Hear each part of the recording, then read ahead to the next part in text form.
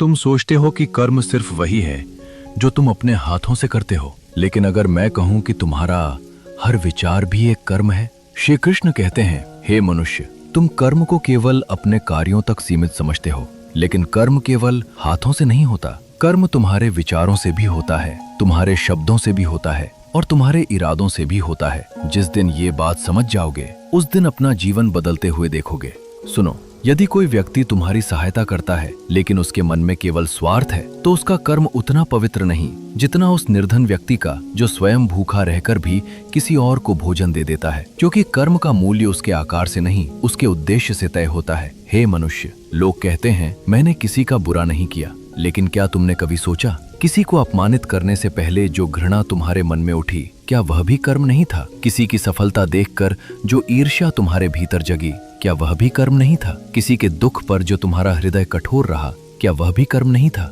याद रखो, हर विचार एक बीज है, हर शब्द एक बीज है, हर कर्म एक बीज है, और जीवन उसी खेत का नाम है जहां एक दिन तुम्हें अपने ही बोए हुए बीजों का फल मिलेगा। इसलिए कभी मत कहना मैंने कुछ किया ही नहीं, क्योंकि मौन रहकर अन्याय देखना भी एक कर्म है, सत्य जानते हुए चुप रह जाना भी एक कर्म है, और किसी टूटे हुए मन को एक शब्द देकर संभाल लेना वह भी एक कर्म है। हे मनुष्य, तुम्हें इस बात की चिंता रहती है कि तुम्हारे कर्म का फल कब मिलेगा, लेकिन क्या किसान बीज बोने के अगले दिन फल की उम्मीद करता है? नहीं, वह मिट्टी पर विश्वास करता है, समय पर विश्वास करता है, और सबसे अधिक अपने कर्म पर विश्वास करता है। तुम भी यही करो, क्योंकि कर्म कभी नष्ट नहीं होता, वह समय की मिट्टी में छिप जाता है, और जब समय उचित होता है वह फल बनकर लौटता है, कभी सुख बनकर, कभी सीख बनकर, और कभी ऐसी परीक्षा बनकर जो तुम्हें पहले से अधिक शक्तिशाली बना देती है। इसलिए यदि आज तुम्हारे साथ कुछ अच्छा हो रहा है तो संभव है वह किसी पुराने अच्छे कर्म का फल हो, और यदि आज कठिन समय है तो उसे दंड मत समझो, हो सकता है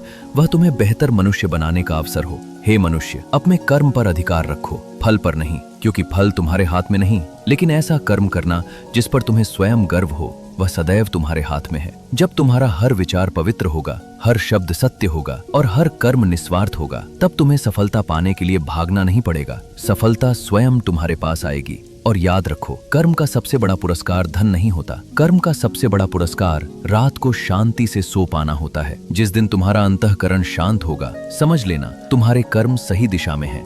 भाग्य तुम्हारा भविष्य लिख सकता है, लेकिन कर्म ही तय करता है कि उस भविष्य में तुम क्या बनोगे। आज से ऐसा कौन सा एक कर्म करोगे जिस पर तुम्हें जीवन भर गर्व रहे? कमेंट में जरूर बताओ। राधे राधे।